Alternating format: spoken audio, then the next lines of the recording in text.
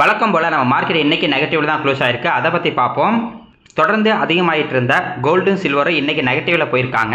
நம்ம சப்ஸ்கிரைபர்ஸ் நிறைய பேர் ஐடிசியை பற்றி கேட்டிருந்தாங்க. ஐடிசி ரொம்ப லோ வேல்யூஷனில் வந்து இருக்குது. அந்த ஸ்டாக்கை பற்றி நம்ம வந்து பார்க்கலாம். அடுத்து டிஃபென்ஸுக்கு சூப்பரான ஒரு அப்டேட் வந்திருக்கு. நிறைய ஸ்டாக்கோட ப்ரைஸு இன்க்ரீஸ் ஆகிறதுக்கு நிறைய வாய்ப்பு இருக்குது. நிறைய புரோக்கர்ஸ் வந்து சொல்லியிருக்காங்க. அதை பற்றி வந்து பார்ப்போம். 168 ரூபாய்க்கு ட்ரேட் ஆகிட்டு இருக்க சூப்பரான ஒரு கம்பெனியை பற்றி நம்ம ஃபுல் டீட்டெயிலாக வந்து பார்க்க போகிறோம்.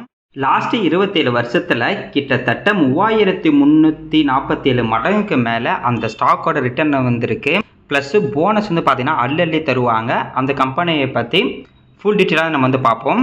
இந்த வீடியோ ஃபுல்லாக பாருங்கள். கண்டிப்பாக உங்களுக்கு ரொம்ப யூஸ்ஃபுல்லாக இருக்கும். நிஃப்டி 50 இன்றைக்கும் கிட்டத்தட்ட 40 புள்ளி நெகட்டிவ்ல வந்து க்ளோஸ் ஆகிருக்கு. 24,395 வந்து க்ளோஸ் ஆகிருக்கு. 24,400 கட் பண்ணி கீழே போயிருக்கு. Bank 0.15% negative. எம்ஓ டிஃபென்ஸ் 1.42% வந்து பாசிட்டிவ். இன்றைக்கி டிஃபென்ஸ் செக்டர் நல்லா வந்து பர்ஃபார்மன்ஸ் பண்ணியிருக்காங்க. Silver 1.98% negative. Gold 0.63% negative. சில்வரும் கோல்டு தொடர்ந்து ஒரு வாரமாக இன்க்ரீஸ் ஆகிருந்தாங்க. இன்றைக்கி கொஞ்சம் நெகட்டிவ் ஆயிருக்காங்க. Auto 0.16% positive. IT 0.49% positive. Mid 150 0.20% positive. Nifty 50ல் டாப் 5 கெய்னர்ஸில் டாடா கன்சூமர் இருக்காங்க, டாடா மோட்டார்ஸ் பேசஞ்சர் வெஹிக்கிள் இருக்காங்க, NTPC, Hindustan Unilever, Shriram finance இருக்காங்க. அதே மாதிரி டாப் 5 லூசர்ஸில் Hindalco, ICICI bank, UltraTech cement, Grasim, SBI life இருக்காங்க. Milky Mist IPO and ship rocket IPO இது ரெண்டுமே வந்து பார்த்தீங்கன்னா சூப்பரான ஒரு கிரே மார்க்கெட் பிரீமியத்தில் வந்து இருக்குது. நம்ம ஷேர் மார்க்கெட்டில் இப்போ நிறைய பேர் என்னென்னா லாஸ்ட்டு ஒரு 4-5 மாதமாகவே அதிகமான லாபம் வரல அப்படின்ற மாதிரி நிறைய பேர் சொல்லிக்கிட்டு இருக்காங்க. ஆனால் இந்த ஐபிஓ வந்து பார்த்தீங்கன்னா சூப்பரான சப்ஸ்கிரிப்ஷன் தான் ஆகிட்டு இருக்கு. அதாவது இப்போ மேக்ஸிமம் நிறைய கம்பெனியோட ஐபிஓ வந்து லிஸ்ட் ஆகிறதுக்கு எல்லாமே வந்து பார்த்தீங்கன்னா அதிகமான லாபம் வந்து கொடுத்துக்கிட்டு இருக்காங்க. இப்போதைக்கு ஐபிஓ வந்து பார்த்தீங்கன்னா நிறைய லாபம் வந்து கொடுத்துக்கிட்டு இருக்கு. இந்த மில்கி மிஸ்ட்டை பொறுத்த வரைக்கும் இன்றைக்கி தான் ஐபிஓக்கான லாஸ்ட் டேட்டு இன்றைக்கி தான் வந்து க்ளோஸ் ஆகுது. மதியம் பார்க்கும்போது கிட்டத்தட்ட 41 மடங்குக்கு மேலே சப்ஸ்கிரிப்ஷன் வந்து ஆயிருக்கு. ரீட்டைல் பீப்புள் வந்து பார்த்தீங்கன்னா 6.83 மடங்கும், குவாலிஃபைடு இன்ஸ்டியூஷனல் பையர்ஸு கிட்டத்தட்ட 58 மடங்குக்கு மேலே சப்ஸ்கிரிப்ஷன் பண்ணியிருக்காங்க. என்ஐ வந்து பார்த்தீங்கன்னா கிட்டத்தட்ட 91 மடங்குக்கு மேலே சப்ஸ்கிரிப்ஷன் பண்ணியிருக்காங்க. எம்ப்ளாயிஸ் வந்து 8.5 மடங்குக்கு மேலே சப்ஸ்கிரிப்ஷன் வந்து பண்ணியிருக்காங்க. அதே மாதிரி கிரே மார்க்கெட் ப்ரீமியம் வந்து பார்த்தீங்கன்னா தொடர்ந்து அதே 15% மேலே வந்து இருக்குது. அதாவது இதே கிரே மார்க்கெட் பிரீமியத்தில் இருந்துச்சுன்னா லிஸ்ட் ஆகும்போது மினிமம் 15% லிஸ்டிங் கெயினை வந்து ஓப்பன் ஆகிறதுக்கு வந்து நிறைய வாய்ப்பு இருக்குது அப்படின்ற மாதிரி தான் வந்து இருக்குது. அதுக்கு அடுத்தது ஷிப் ராக்கெட் வந்து பார்த்தீங்கன்னா இன்றைக்கி தான் 2வது நாள் சப்ஸ்கிரிப்ஷன் தான் இருக்குது. கிட்டத்தட்ட இன்றைக்கி 3.3 மடங்குக்கு மேலே சப்ஸ்கிரிப்ஷன் வந்து ஆயிருக்கு. ரீட்டைல் பீப்புள் கிட்டத்தட்ட 8 மடங்கு மேலே. QIP வந்து பார்த்தீங்கன்னா 0.04 மடங்கு. மேக்ஸிமம் அவங்க நாளைக்கு தான் வந்து பார்த்தீங்கன்னா அதிகமான சப்ஸ்கிரிப்ஷன் அப்படி வந்து பண்ணுவாங்க. என்ஐ வந்து பார்த்தீங்கன்னா 11.87 மடங்கு மேலேயும், எம்ப்ளாயிஸ் வந்து 8.34 மடங்கு மேலே சப்ஸ்கிரிப்ஷன் வந்து பண்ணியிருக்காங்க. இந்த ஐபிஓக்கு நாளைக்கு தான் லாஸ்ட் டேட்டு. இப்போதைக்கு இந்த ஐபிஓட கிரே மார்க்கெட் ப்ரீமியம் கிட்டத்தட்ட 30% தான் வந்து இருக்குது. அதாவது இப்போ இருக்க கிரே மார்க்கெட் ப்ரீமியம் தொடர்ந்து 2 நாள் இருந்துச்சு அப்படின்னா லிஸ்ட் ஆகும் போதும் லிஸ்ட் ஆகிற ப்ரைஸ் வந்து பார்த்தீங்கன்னா 30% ஐபிஓ ப்ரைஸ் வந்து அதிகமாக லிஸ்ட் ஆகிறது தான் நிறைய வாய்ப்பு இருக்குது. பார்க்கலாங்க. இது ரெண்டுமே வந்து பார்த்தீங்கன்னா இப்போதைக்கு கிரே மார்க்கெட் ப்ரீமியம் கொஞ்சம் நல்லா தான் வந்து இருக்குது. யாரெல்லாம் இப்போ ஷேரில் வந்து அதிகமான லாபம் எடுக்க முடியல லாஸ்ட்டு ஒரு வருஷமாகவே அப்படின்னு நினைக்கிறவங்களுக்கு இந்த ஐபிஓ வந்து நல்லா இப்போ வந்து கை கொடுத்துக்கிட்டு இருக்கு. ஆனால் ஒரு ஐபிஓவை நம்ம வந்து அப்ளை பண்ணும்போது நிறைய பேர் எந்த ஐபிஓக்கு வந்து அப்ளை பண்ணுறாங்களோ அதுக்கு வந்து பார்த்தீங்கன்னா அதிகமான கிரே மார்க்கெட் பிரீமியம் வந்து இருக்கும். அதனால் 3 நாளில் இல்லைனா ஒரு வாரத்துக்குள்ளே நம்மளுக்கு கெய்னிங் கிடைக்கும் அப்படின்னு நினைக்கிறவங்களுக்கு கண்டிப்பாக நீங்கள் வந்து அந்த ஐபிஓக்கு நிறைய பேர் சப்ஸ்கிரிப்ஷன் பண்ணியிருக்காங்களா அப்படின்னு தான் பார்க்கணும். ப்ளஸ் கிரே மார்க்கெட் ப்ரீமியத்தை வச்சியும் நம்ம ஒரு டிசிஷன் வந்து எடுக்கலாம். ஆனால் கிரே மார்க்கெட் ப்ரீமியம் இப்போ அதிகமாக இருக்குது. ஆனால் லிஸ்ட் ஆகும்போது அதிகமாக தான் லிஸ்ட் ஆகணும் அப்படிங்கிறதுலாம் கிடையாது. ஏன்னா இது வந்து பார்த்தீங்கன்னா அன்அஃபிஷியலாக இப்போ கிரே மார்க்கெட் ப்ரீமியம்லாம் வந்துகிட்டு இருக்கும். அதனால் நம்மளுக்கு கன்ஃபார்மாக வந்து தெரியாது. இப்போதைக்கு இந்த 2 ஐபிஓ நம்ம வந்து பார்த்தீங்கன்னா பார்த்துட்ருக்கோம். பார்க்கலாம் அடுத்த வாரம் எப்படி இது வந்து லிஸ்ட் ஆகுது அப்படின்னு. நாளைக்கு மில்கி மிஸ்டோட கன்ஃபர்மேஷன் வந்துடும். யாரெல்லாம் அப்ளை பண்ணிருக்கீங்களோ உங்களுக்கு கிடச்சிருக்கா இல்லையா அப்படின்ற மாதிரி. அடுத்த வாரமும் சூப்பரான ஒரு ஐபிஓ வந்து ஓப்பன் ஆக போகுதுங்க. அதை பற்றி நம்ம வந்து அடுத்து வந்து பார்ப்போம். இந்த 2 நாளைக்குள்ளே அந்த ஐபிஓ பற்றி பார்த்தலாம். அவங்க வந்து பார்த்தீங்கன்னா ஜுவல்லரி பிஸ்னஸில் இருக்காங்க. நம்ம எல்லாத்துக்கும் தெரிஞ்ச கடை தான். சூப்பரான வேல்யூஷன் வந்து வராங்க. இன்றைக்கி அதில் கிரே மார்க்கெட் ப்ரீமியம் வந்து பார்த்தீங்கன்னா கொஞ்சம் அதிகமாக தான் வந்து இருக்குது. அதனால் அடுத்த 2 நாளைக்குள்ளே நம்ம வந்து பார்க்கலாம். டிஃபென்ஸ் செக்டரில் இருக்கக்கூடிய HAL, ஹிந்துஸ்தான் ஏரோநாட்டிக்ஸ், அதுக்கப்புறம் பார்த்தீங்கன்னா BEL, பாரத் எலக்ட்ரானிக்ஸ், அதுக்கப்புறம் வந்து பார்த்தீங்கன்னா மசா அண்ட் ஷிப் பில்டர்ஸு, இந்த 3 கம்பெனியோட ஸ்டாக்கும் அதிகமாகிறதுக்கு வாய்ப்பு இருக்குது அப்படின்ற மாதிரி ஆன்டிக்யூம் புரோக்கர்ஸ் வந்து சொல்லியிருக்காங்க. கிட்டத்தட்ட 33% மேலே இன்க்ரீஸ் ஆகிறதுக்கும் ஒரு வாய்ப்பு இருக்குது அப்படின்ற மாதிரி சொல்லியிருக்காங்க. ஏன் அப்படின்னா இந்த 3 கம்பெனி கிட்டத்தட்ட 2.9 ட்ரில்லியனுக்கு மேலே ஆர்டர் வரதுக்கு வாய்ப்பு இருக்குது அப்படின்ற மாதிரி சொல்லியிருக்காங்க. ஜென்ரலாக வந்து பார்த்தீங்கன்னா இப்போ நம்ம டிஃபென்ஸ் செக்டர் நல்லா வந்து பர்ஃபார்மன்ஸ் வந்து பண்ணிக்கிட்டு இருக்காங்க. நம்ம இந்தியன் கவர்மெண்ட்டை பொறுத்த வரைக்கும் மேக் இன் இந்தியா அப்படின்ற ஒரு கான்செப்டில் தான் போகிறாங்க. அதாவது நம்ம இந்தியாவுக்கு தேவைப்படக்கூடிய மிலிட்ரி எக்யூப்மெண்ட் எல்லாமே நம்ம இந்தியாவிலே தயாரிக்கலாம் அப்படின்ற மாதிரி தான் முடிவு பண்ணி போயிட்டு இருக்காங்க. அதனால் நம்ம இந்தியாவில் இருக்கக்கூடிய கம்பெனிக்கு நிறைய ஆர்டர் கிடைக்கும், அதில் ரெவன்யூ அதிகமாகும் அப்படின்ற மாதிரி தான் எல்லோரும் எதிர்பார்த்துட்ருக்காங்க. ஃபினான்ஷியல் 2026 வந்து பார்த்திங்கன்னா நம்ம கவர்மெண்ட்டு கிட்டத்தட்ட 6.7 லட்சம் கோடிக்கான ப்ரப்போசலை வந்து பார்த்தீங்கன்னா அப்ரூவ் வந்து பண்ணியிருக்காங்க. மேபி அது அடுத்தடுத்த ஆர்டர் வந்து இந்த கம்பெனிகளாக கிடைக்கும் போது இந்த கம்பெனிக்கு வந்து பார்த்தீங்கன்னா நிறைய ஆர்டர் கிடைக்கும். அதனால் இன்வெஸ்டர்ஸ்க்கும் நிறைய ரிட்டர்ன் கிடைக்கும். கிட்டத்தட்ட HCL வந்து பார்த்தீங்கன்னா 4,900 மேலே ட்ரேட் ஆகிட்டு இருக்கு. இந்த ஸ்டாக்கு கிட்டத்தட்ட 6,000 மேலே போகிறதுக்கு வாய்ப்பு இருக்குன்னு சொல்லியிருக்காங்க. ஒரு 22% வந்து இன்க்ரீஸ் ஆகிறதுக்கு. அதுக்கு அடுத்தது மசகான் டெக் ஷிப் பில்டர்ஸை பொறுத்த வரைக்கும் இப்போதைக்கு 2,500 பக்கத்தில் வந்து ட்ரேட் ஆகிட்டு இருக்கு. இது வந்து பார்த்தீங்கன்னா 3,275 மேலே போகிறதுக்கு வாய்ப்பு இருக்குன்னு சொல்லியிருக்காங்க. கிட்டத்தட்ட 29% வந்து அதிகமாகிறது வாய்ப்புன்னு சொல்லியிருக்காங்க. அதுவும் இல்லாமல் பார் டைனாமிக்ஸை பொறுத்த வரைக்கும் கிட்டத்தட்ட 1,597 மேலே போகும் அப்படின்னு சொல்லியிருக்காங்க. ஜென் டெக்னாலஜிஸ் வந்து பார்த்தீங்கன்னா 2,000 மேலே போகும்னு சொல்லியிருக்காங்க. சோலார் இண்டஸ்ட்ரீஸை பொறுத்தவரைக்கும் கிட்டத்தட்ட 21,000 மேலே போகும் அப்புறம் மாதிரி சொல்லியிருக்காங்க. கண்டிப்பாக சோலார் இண்டஸ்ட்ரீஸ்லாம் வந்து பார்த்தீங்கன்னா சூப்பரான ஒரு பர்ஃபார்மன்ஸில் இருக்காங்க. பிடிசி இண்டஸ்ட்ரீஸ் வந்து பார்த்தீங்கன்னா 24,000 மேலே போகும் அப்படின்ற மாதிரி சொல்லியிருக்காங்க. இதெல்லாம் பார்த்தீங்கன்னா அவங்க சொல்லிட்டாங்க நல்லா கன்ஃபார்ம் போகும் அப்படிலாம் கிடையாது. இவங்க வந்து பார்த்தீங்கன்னா கவர்மெண்ட்டுக்கு என்ன வந்து அப்ரூவ் பண்ணியிருக்காங்க, இந்த ஆர்டரில் இந்த கம்பெனி கிடச்சதுன்னா கரெக்டாக அந்த ஆர்டருக்கு ஏற்ற மாதிரி இந்த ஸ்டாக்கோட ப்ரைஸும் கரெக்டான வேல்யூஷன் வந்து இம்ப்ரூவ் ஆனால் இந்த ப்ரைஸுக்கு வரும் அப்படின்ற மாதிரி தான் சொல்லியிருக்காங்க. பார்க்கலாங்க. அது வந்து இப்போ அடுத்தடுத்த நியூஸ் வந்து இவங்களுக்கு ஆர்டர்லாம் கிடச்சிருச்சு அப்படின்னு ஒரு கன்ஃபர்மேஷன் வந்தோடனே அது பாசிட்டிவாக எடுத்துக்கிட்டு இன்க்ரீஸ் ஆகும்போது டிஃபென்ஸுக்கே வந்து பார்த்தீங்கன்னா சூப்பரான ஒரு வாய்ப்பு வந்து இருக்கும். மசகான் டெக் ஷிப் பில்டர்ஸு இந்த கம்பெனியை பற்றி இதுக்கு முன்னாடியே நம்ம வந்து பார்த்துருக்கோம். இவங்க வந்து பார்த்தீங்கன்னா ஷிப் பில்டிங் பிஸ்னஸில் வந்து இருக்காங்க. இந்தியாவை பொறுத்த வரைக்கும் சூப்பரான ஒரு நல்ல க்ரோத்தில் இருக்கக்கூடிய ஒரு கம்பெனி. இவங்க வந்து பார்த்தீங்கன்னா ஷிப் பில்டிங்கில் வார்ஷிப்பு, நீர்மூழ்கி கப்பல், cargo and passenger ship, offshore platforms எல்லாமே வந்து பார்த்தீங்கன்னா பண்ணிகிட்டு இருக்காங்க. இவங்களோட பெரிய அட்வான்டேஜ் என்னென்னா இவங்க கமர்ஷியலாகவும் இவங்க ஷிப் பில்டிங் வந்து பண்ணி கொடுத்துட்ருக்காங்க. அதாவது மேக்ஸிமம் இவங்களோட கம்பெனி வந்து டிஃபென்ஸ் கம்பெனி அப்படின்னு சொன்னாலுமே கமர்ஷியலாகவும் கொடுக்குறாங்க. இப்போ நமக்கு வந்து ஒரு ஷிப்பு வேணும் அப்படின்னு இவங்ககிட்ட போய் ஆர்டர் கொடுத்தோம்னா கண்டிப்பாக இவங்க வந்து நமக்கு பண்ணி தருவாங்க. அந்த ஒரு பெரிய அட்வான்டேஜ் வந்து இருக்குது. கிட்டத்தட்ட 801 வெஷல்ஸுக்கு மேலே இது வரைக்கும் வந்து பார்த்திங்கன்னா இவங்க வந்து கன்ஸ்ட்ரக்ஷன் வந்து பண்ணியிருக்காங்க. அதுக்கு அடுத்தது அதை ரிப்பேர் பண்ணுறது, மெயின்டெனன்ஸ் பண்ணுறது எல்லா ஒர்க்கும் வந்து பண்ணிகிட்டு இருக்காங்க. அதாவது ஷிப்புக்கு தேவையான எல்லா சர்வீஸும் இவங்க வந்து பண்ணிகிட்டு இருக்காங்க. இந்த கம்பெனி வந்து பார்த்தீங்கன்னா ரொம்ப ரொம்ப சூப்பரான ஒரு கம்பெனி. கரண்ட் ப்ரைஸ் 2,578 மேலே வந்து இருக்குது. மார்க்கெட் கேப்பு 1,03,000 கோடிக்கு மேலே வந்துருக்கு. ஸ்டாக்கோட PE ரேஷியோ அப்படிங்கிறது 36 வந்துருக்கு. இண்டஸ்ட்ரி பி ரேஷியோ அப்படிங்கிறது 45 இருக்குது. ROCE 36%, ROE 29%, ROIC 29%, OPM 19% வந்து இருக்குது. ஓவரில் இந்த பர்சன்டேஜ் ரொம்ப ரொம்ப சூப்பரான ஒரு பர்சன்டேஜ். மினிமம் இந்த பர்சன்டேஜில் 20க்கு மேலே இருக்கணும் அப்படின்ற மாதிரி நம்ம வந்து யோசிப்போம். இந்த பர்சன்டேஜ் வந்து பார்த்தீங்கன்னா 20க்கு மேலே இருக்குது. இன்டென்சிக் வேல்யூ 1,546 வந்து இருக்குது. PG ரேஷியோ 1.13 வந்து இருக்குது. இது வந்து பார்த்தீங்கன்னா 2க்கு கீழே தான் இருக்குது. டெப்ட் ஈக்விட்டி 0.05 இருக்காங்க. ப்ரைஸ் டு புக் வேல்யூ 10.6 வந்து இருக்காங்க. இதுக்கு அடுத்தது இவங்களோட CAGR வந்து எடுத்து பார்த்தா கூட லாஸ்ட் ஒரு 5 வருஷத்தில் சேல்ஸ் growth 26%, ப்ராஃபிட் growth 33% வந்து இருக்குது. ஸ்டாக்கோட ப்ரைஸும் அதுக்கு ஈக்குவலாக லாஸ்ட் 5 வருஷத்தில் 83% அதிகமாக இருக்குது. அதாவது லாஸ்ட் 5 வருஷத்தில் நம்ம ஏதாவது 5 வருஷத்துக்கு முன்னாடி வாங்கியிருந்தோம்னா வருஷம் 83% இந்த ஸ்டாக்கோட ப்ரைஸ் வந்து இன்க்ரீஸ் ஆகிருக்கு. ரிட்டர்ன் ஈக்விட்டி கிட்டத்தட்ட 29% வந்து இருக்குது. லாஸ்ட் ஒரு வருஷத்தில் 7% நெகட்டிவ் ரிட்டர்ன் வந்து கொடுத்துருக்கு. ஓவராலாக பார்க்கும்போது இந்த கம்பெனி பார்த்தீங்கன்னா ரொம்ப ரொம்ப சூப்பரான ஒரு கம்பெனி. கிட்டத்தட்ட 3,500 மேலே இருந்துச்சு. இப்போ இந்த ஸ்டாக்கோட ப்ரைஸ் வந்து பார்த்தீங்கன்னா 2,550 இந்த மாதிரி தான் ட்ரேட் ஆகிட்டு இருக்கு.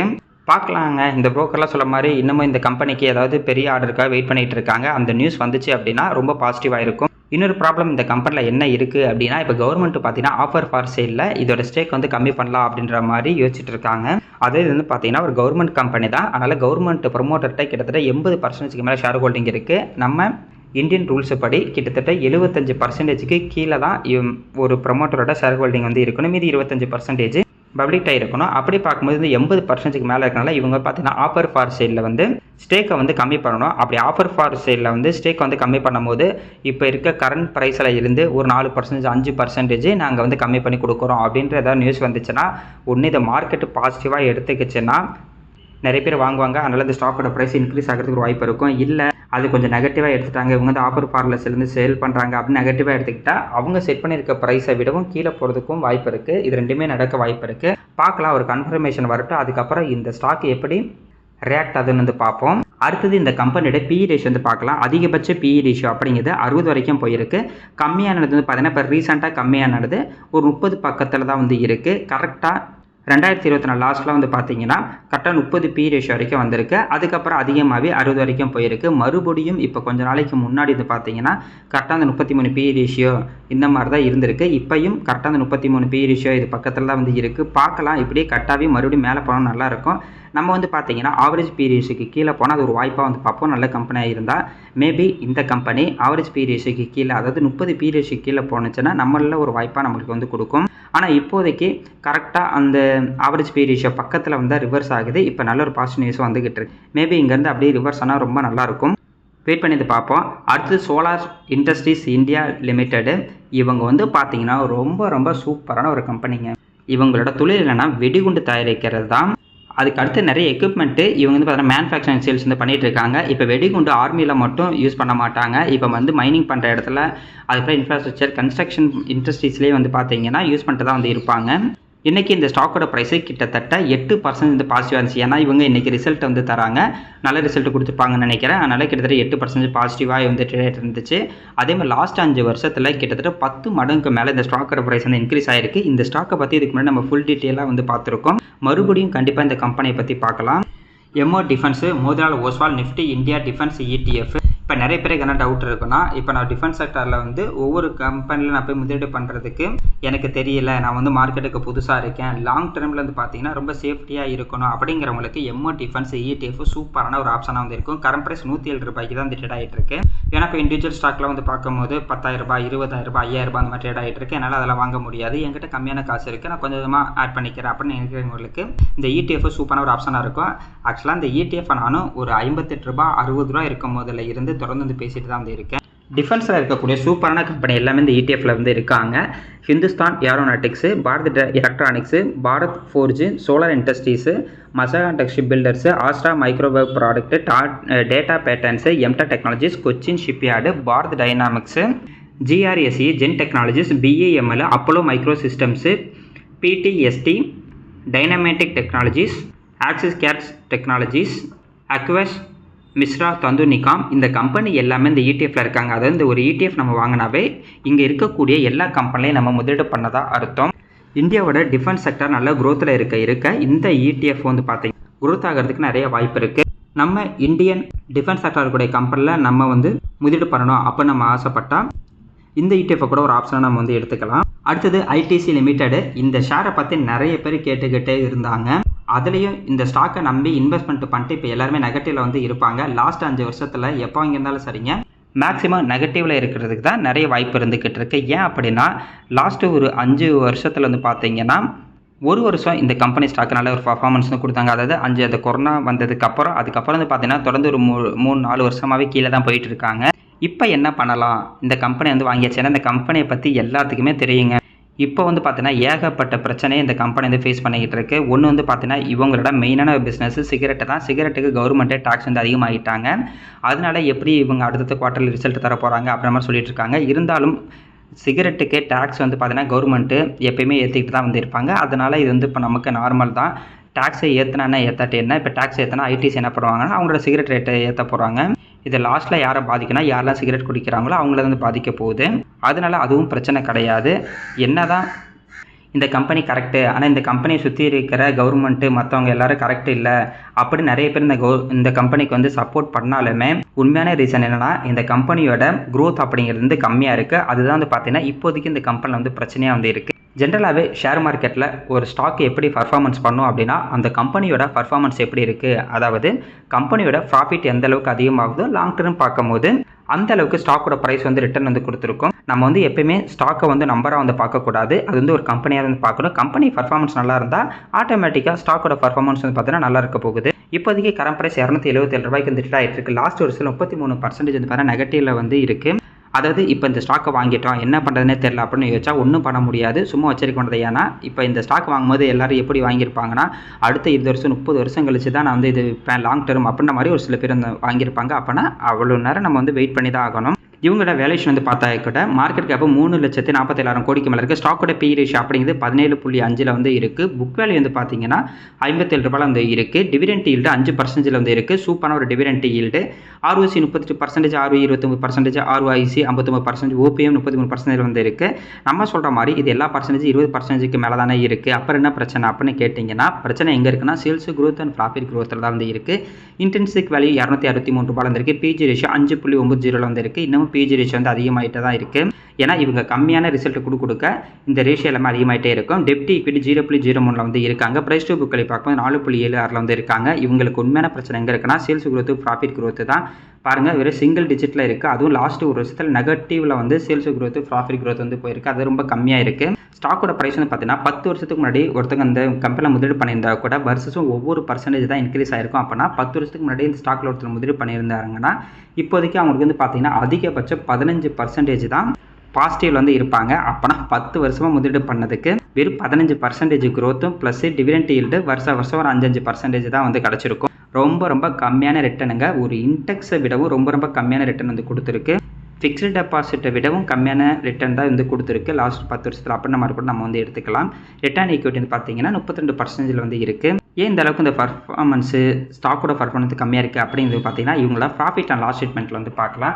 மார்ச் 2015 வந்து பாருங்கள் சேல்ஸ் 38,817 கோடி வந்து கொடுத்துருக்காங்க.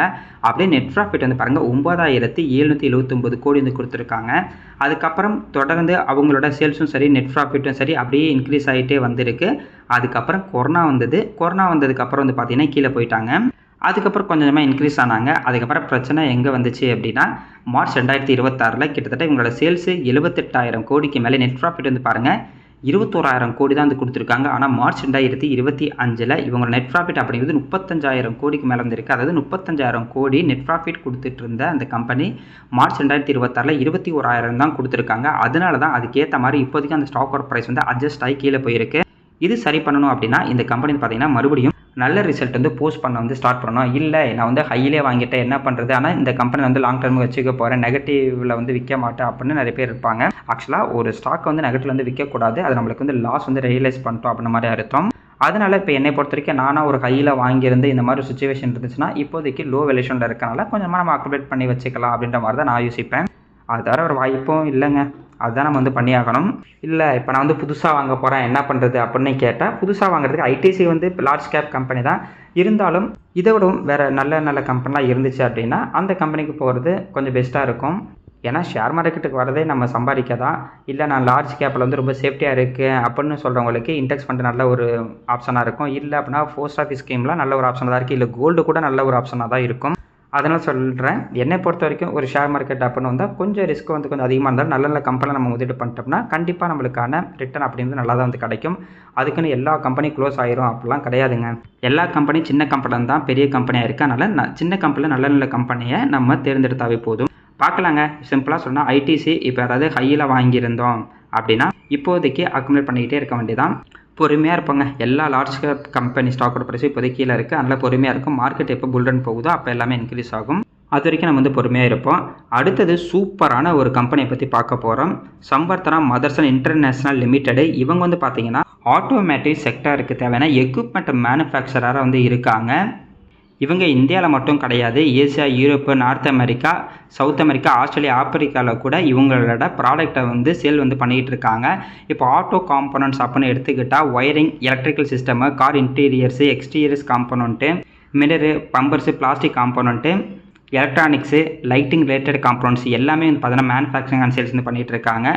அதுக்கப்புறம் காருக்குள்ளே பொறுத்த வரைக்கும் dashboard, interior trim, seating related component எல்லாமே இவங்க வந்து பார்த்தீங்கன்னா மேனுஃபேக்சரிங் அண்ட் சேல்ஸ் வந்து பண்ணிகிட்டு இருக்காங்க. அதாவது ஒரு வெஹிக்கிளுக்கு தேவையான மேக்ஸிமம் பார்ட் எல்லாமே இவங்க வந்து பார்த்தீங்கன்னா ரெடி பண்ணிக்கிட்டு தான் வந்து இருக்காங்க. Maruti, Tata, BMW, Mercedes Benz, Volkswagen எல்லாமே இவங்களோட கிளைண்ட்டாக வந்து இருந்துகிட்டு இருக்காங்க. எந்த அளவுக்கு நம்மளோட ஆட்டோமேட்டிவ் இண்டஸ்ட்ரீஸ் வளருதோ அந்த அளவுக்கு இந்த கம்பெனியோட வளர்ச்சி வந்து பார்த்தீங்கன்னா இருக்கும். ரொம்ப சூப்பரான கம்பெனி வேறு. கரண்ட் ப்ரைஸ் 167 ரூபாய்க்கு வந்து ட்ரேட் ஆகிட்டு இருக்கு. இது வரைக்கும் 1999 இப்போ வரைக்கும் பார்க்கும்போது 3346 மடங்குக்கு மேலே ஸ்டாக்கோட ப்ரைஸ் வந்து இன்க்ரீஸ் ஆகிருக்கு. மார்க்கெட் கேப்பு 1,77,000 கோடிக்கு மேலே வந்து இருக்குது. ஸ்டாக்கோட பி ரேஷியோ வந்து 38 இருக்குது. இண்டஸ்ட்ரி பி ரேஷியோ 30 இருக்குது. ROC 13%, ROE 11%, ROC 13%, OPM 9.56%, இன்டென்சிக் value 70 ரூபாயில் இருக்குது. பிஜி ரேஷியோ 0.96 இருக்குது. இப்போ டெப்ட் ஈக்விட்டி 0.47 இருக்காங்க. பிரைஸ் டு புக் வேல்யூ பார்க்கும்போது 4.33 வந்து இருக்காங்க. அடுத்து இவங்கள சிஏஜிஆர் எடுத்து பார்த்துக்கிட்டா கூட சேல்ஸ் growth லாஸ்ட் 10 வருஷத்தில் 13%, ப்ராஃபிட் growth 13% இருக்குது. ஸ்டாக்கோட ப்ரைஸும் பாருங்கள் அதுக்கு ஈக்குவலாக லாஸ்ட் 10 வருஷத்தில் 13%, அதாவது வருஷம் 13% இந்த ஸ்டாக்கோட ப்ரைஸ் இன்க்ரீஸ் ஆகிட்டு இருக்கு. ரிட்டர்ன் ஈக்விட்டியை பொறுத்த வரைக்கும் கிட்டத்தட்ட 11%க்கு மேலே வந்து இருக்குது.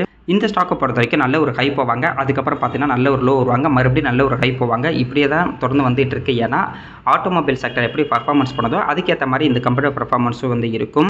என்னை பொறுத்த வரைக்கும் இந்த கம்பெனியில் நம்ம முதலீடு பண்ணோம் அப்படின்னா கையில் வாங்குறத விட ஹையிலேருந்து ஒரு 20% 25% அப்படின்னு கண்டிப்பாக இந்த ஸ்டாக்கோட ப்ரைஸ் எப்போல்லாம் கீழே வருதோ அதை நம்ம நல்ல ஒரு வாய்ப்பாக வந்து யூஸ் பண்ணிக்கலாம். இவங்களோட ப்ராஃபிட் வந்து பார்த்தீங்கன்னா லாஸ்ட் 2 வருஷமாக நல்லா தான் இன்க்ரீஸ் ஆகிட்டு இருக்கு. அடுத்தது இவங்களோட போனஸை பற்றி பார்த்துடலாம். இந்த கம்பெனி வந்து பார்த்தீங்கன்னா போனஸாக அள்ளி தருவாங்க. மினிமம் 2 வருஷத்துக்கு ஒரு தடவை 3 வருஷத்துக்கு ஒரு தடவை போனஸ் வந்து கொடுத்துட்டு இருப்பாங்க. கிட்டத்தட்ட 1997 இப்போ வரைக்கும் 11 தடவை போனஸும் 2 தடவை ஸ்ப்ளிட்டும் வந்து கொடுத்துருக்காங்க. லாஸ்ட்டாக வந்து பார்த்தீங்கன்னா 2025 போனஸ் வந்து கொடுத்துருக்காங்க. போன வருஷம் மேபி அடுத்த வருஷம் அடுத்த போனஸ் வரதுக்கும் ஒரு வாய்ப்பு இருக்குது. 2022 அண்ட் 2018 வந்து பார்த்தீங்கன்னா இவங்க வந்து போனஸ் கொடுத்துருக்காங்க. அதாவது கொரோனாக்கு அப்புறம் கிட்டத்தட்ட 2 தடவை போனஸ் வந்து கொடுத்துருக்காங்க. ஸ்ப்ளிட்டை பொறுத்த வரைக்கும் 2002 2004 கொடுத்துருக்காங்க. பார்க்கலாங்க, சூப்பரான ஒரு கம்பெனி. இந்த கம்பெனிலாம் ஒரு 1000 குவான்டிட்டி நம்மளாம் வாங்கி வச்சுட்டா போனஸ் கொடுத்து அதெல்லாம் வந்து பார்த்தீங்கன்னா 1000 குவான்டிட்டி 1,00,000 குவான்டிட்டிக்கு மேலே மாறிடும். ப்ளஸ் டிவிடெண்ட் நம்மளுக்கு அதிகமாக கிடைக்கும். லாங் டர்முக்கு வந்து பார்த்தீங்கன்னா இந்த மாதிரி கம்பெனி தாங்க ரொம்ப பெஸ்ட்டாக இருக்கும். ரொம்ப சூப்பரான ஒரு கம்பெனியும் கூட.